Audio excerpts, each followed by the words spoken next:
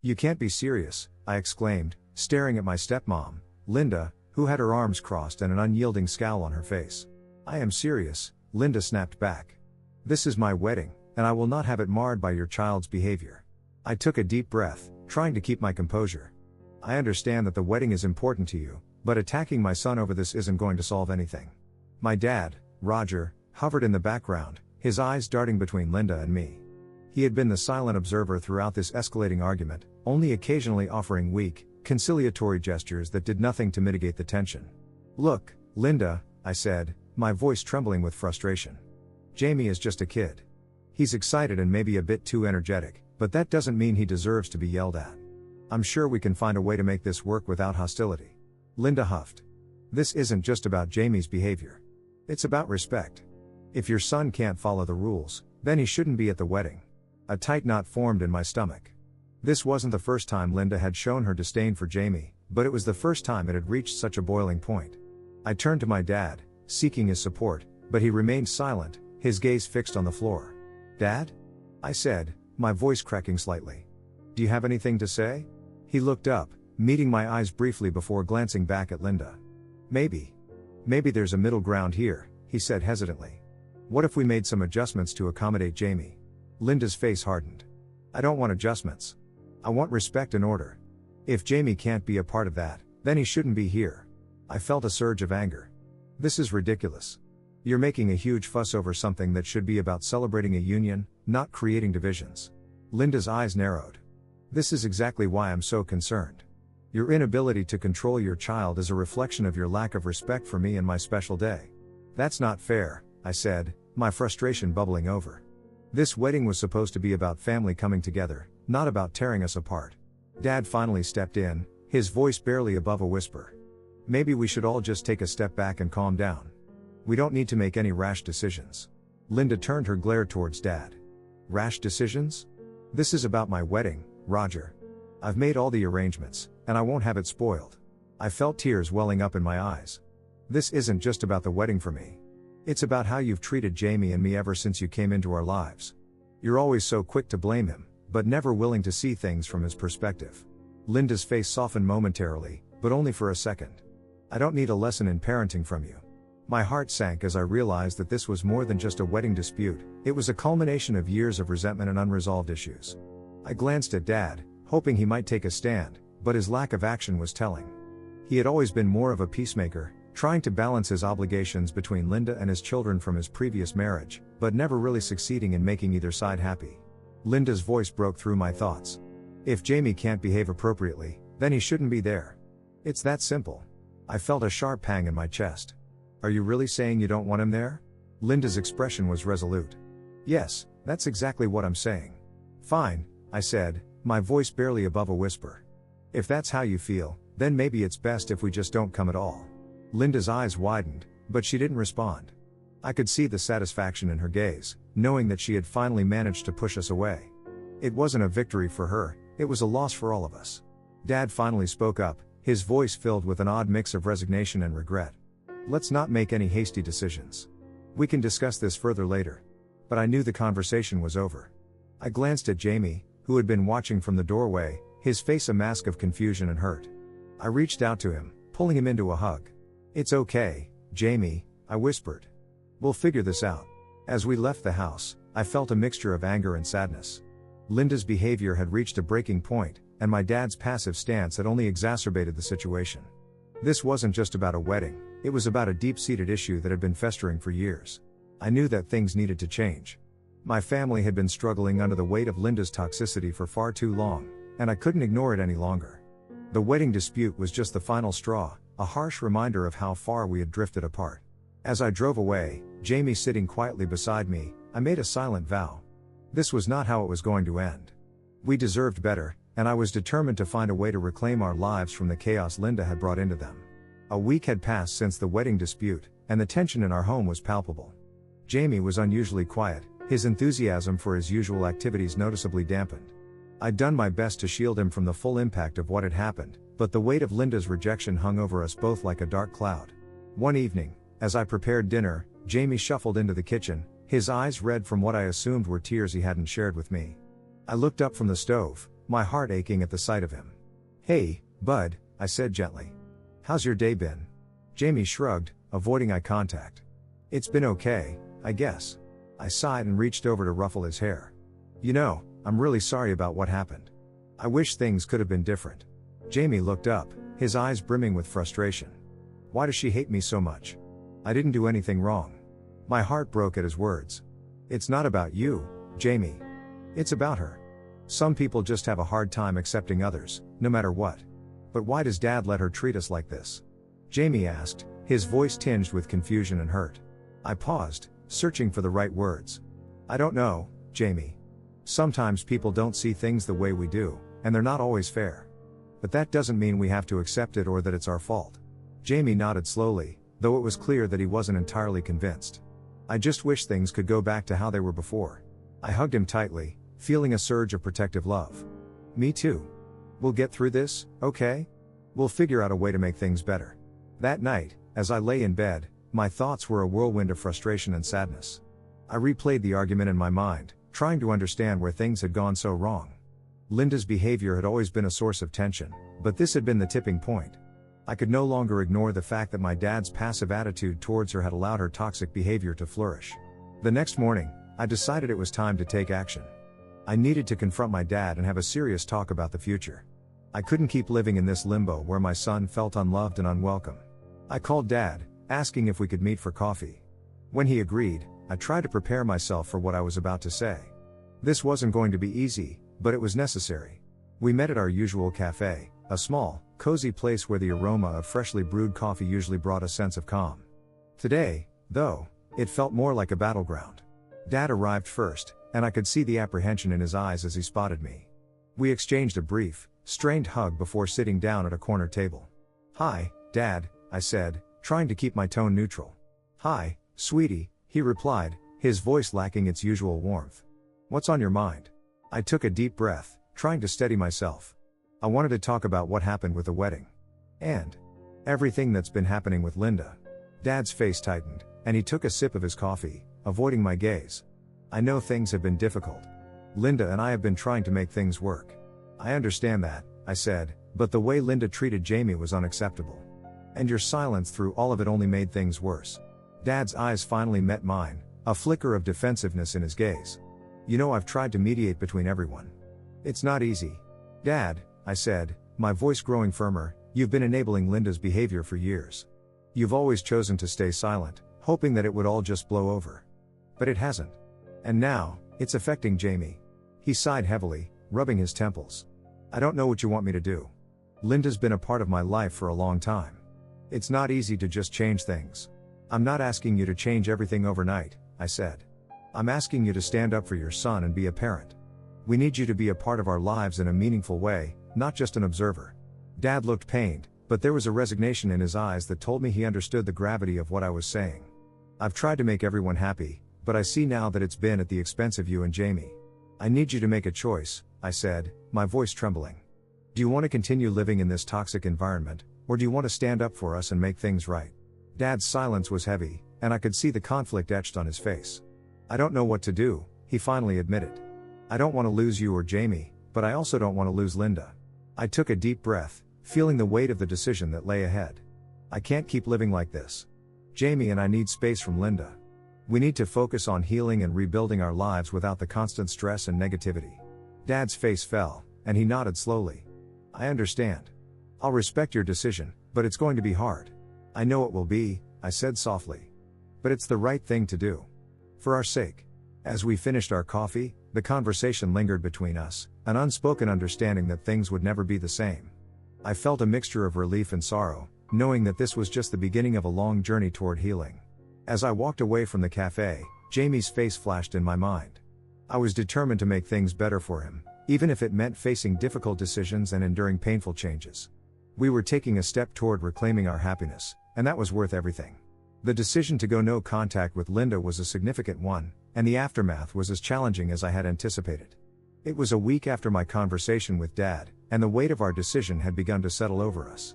I had spent that week reorganizing our lives and trying to create a sense of normalcy for Jamie. One evening, as I was helping Jamie with his homework, the phone rang. I glanced at the caller ID and saw Dad's name. With a deep breath, I answered. "Hi, Dad," I said, trying to keep my tone neutral. "Hey, honey," Dad's voice was strained. "I've been thinking about what we talked about." I braced myself. "And? I want to make sure you and Jamie are okay. I've been trying to reach Linda, but she's been very upset." "I'm sure she is," I replied. "But we made our decision for a reason.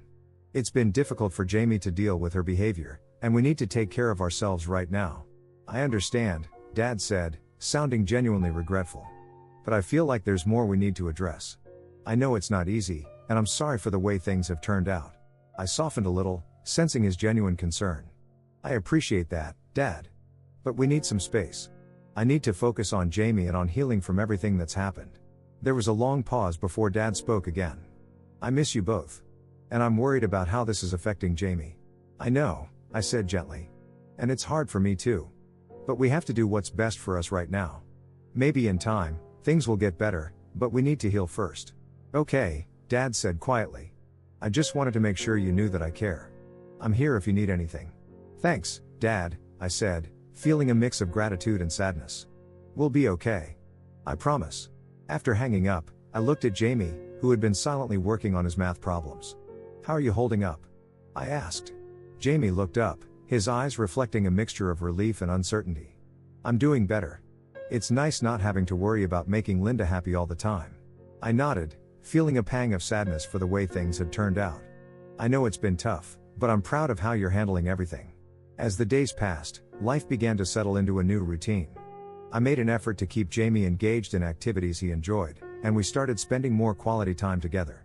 I noticed a positive change in Jamie's demeanor. He seemed more relaxed and his laughter came more easily. One day, as we were having lunch, Jamie looked up from his sandwich and asked, "Do you think we'll ever see Dad again?" I hesitated, unsure of how to answer. "I hope so. It's important for you to have a relationship with him, and I think he wants to be a part of our lives. But right now, we need to focus on ourselves." Jamie nodded, though he still looked unsure. "I miss him." "I know you do," I said, reaching across the table to hold his hand. "We both do. But we need to be strong and take care of ourselves. We can't let anything or anyone make us unhappy." Jamie squeezed my hand and smiled faintly. "Okay." The weeks went by, and although there were moments of sadness and longing, there were also many moments of joy and laughter. Jamie and I began to find our rhythm again, creating new memories and building a stronger bond. Then one afternoon, as I was sorting through some old family photos, I came across a picture of Dad and me when I was a child. I felt a wave of nostalgia and sadness, remembering the times when things had been simpler. I missed the way things used to be, but I knew that we had taken the right step for our well-being. Later that evening, Jamie and I sat down to watch a movie together, our little ritual to end the day. As the credits rolled, Jamie turned to me with a thoughtful expression. "Mom, do you think we'll ever have a normal family again?" I looked at him, my heart full of love and hope. "I don't know what the future holds, Jamie. But what's important is that we have each other.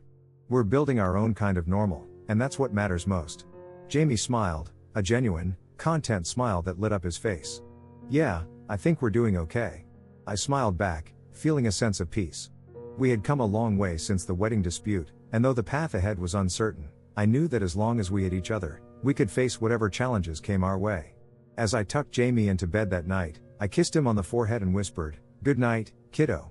I love you." "I love you too, Mom," Jamie replied, his voice filled with warmth and trust. As I closed the door to his room, I felt a renewed sense of determination. We were moving forward, and despite the obstacles, we were doing it together.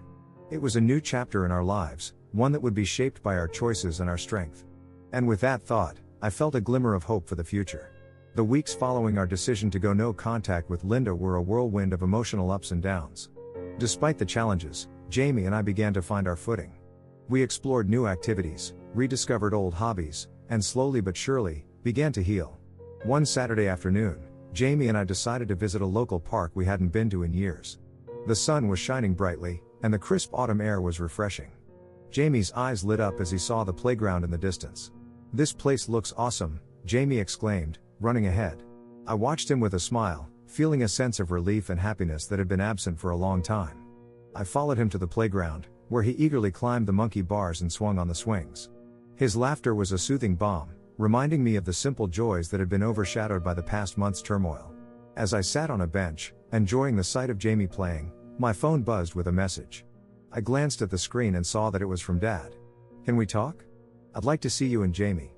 I hesitated, feeling a mix of emotions. Part of me wanted to keep the distance we had established to protect our newfound peace, but another part of me wanted to give Dad a chance to be involved in our lives again. I took a deep breath and decided to respond. "Sure, Dad. When are you thinking?" He replied almost immediately. "How about tomorrow afternoon? We can meet at that cafe we used to go to." I agreed, and after sending the confirmation, I put my phone away and watched Jamie with a newfound sense of purpose. The upcoming meeting with Dad was a crucial step, and I hoped it would lead to some resolution. The next afternoon, I arrived at the cafe with Jamie. Dad was already there, sitting at a corner table, looking both anxious and hopeful. When he saw us, he stood up and greeted us with a warm, albeit nervous, smile. "Hi," Dad said, his voice carrying a hint of uncertainty. "It's good to see you both." "Hi, Dad," I replied, leading Jamie to a seat. "Thanks for meeting with us." As we settled into our chairs, Dad looked at Jamie with a mix of sadness and affection. "How are you doing, Jamie?" Jamie shrugged, his expression guarded. "I'm doing okay.